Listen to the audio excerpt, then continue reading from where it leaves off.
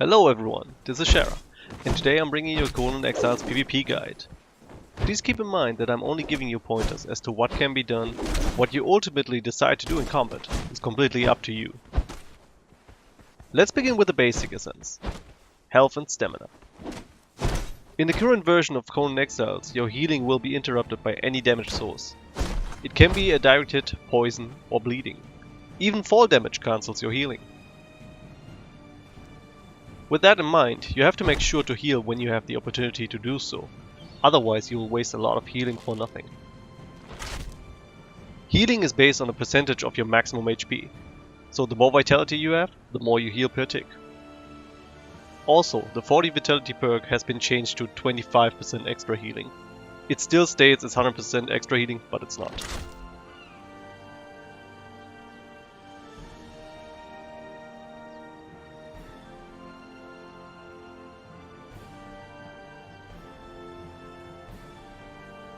Let's move on to stamina.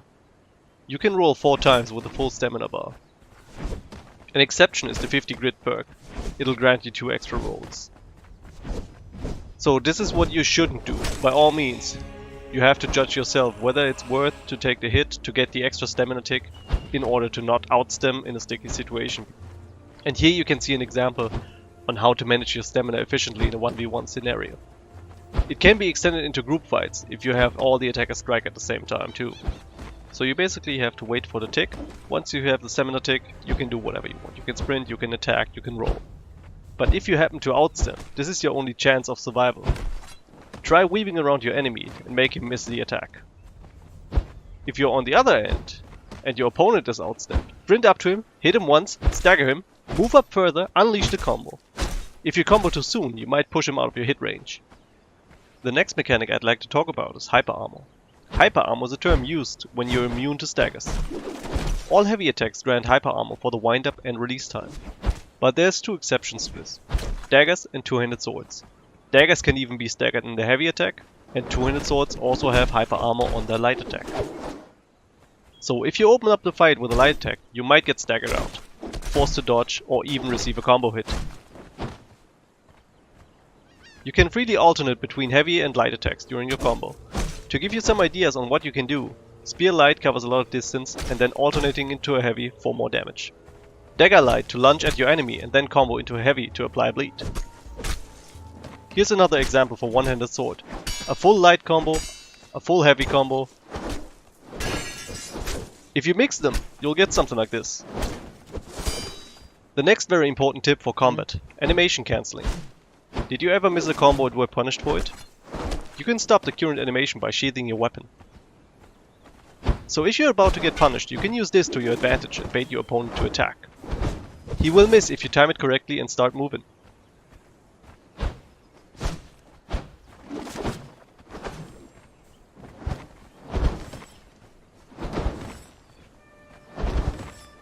You can also use this to strike a feint. If you do it before the wind-up phase of your weapon is completed, this doesn't consume any stamina.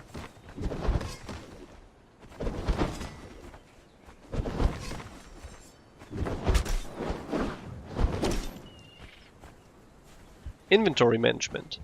I highly recommend keeping your inventory organized, so you know where to find spare healing, poison, antidote, and so on. To access your inventory efficiently in battle, make sure you've bound your auto walk button to a comfortable key. I use my thumb mouse button, for example. So I can reapply poison while being mobile, because if you remain static, you will be an easy target.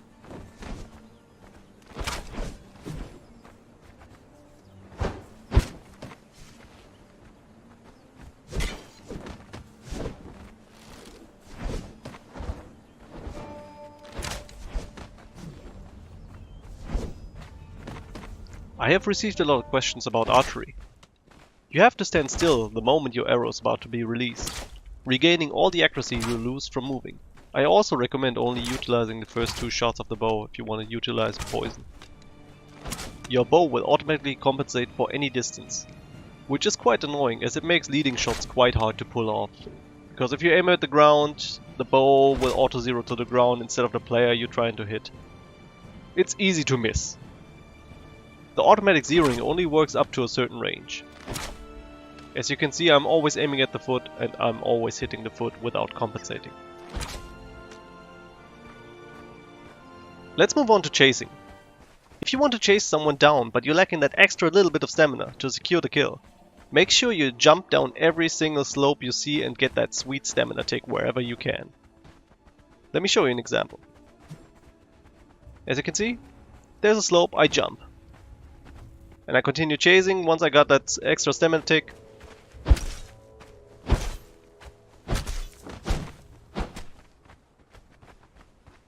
And then there's another slope, I jump again, and you can see me gaining distance on him.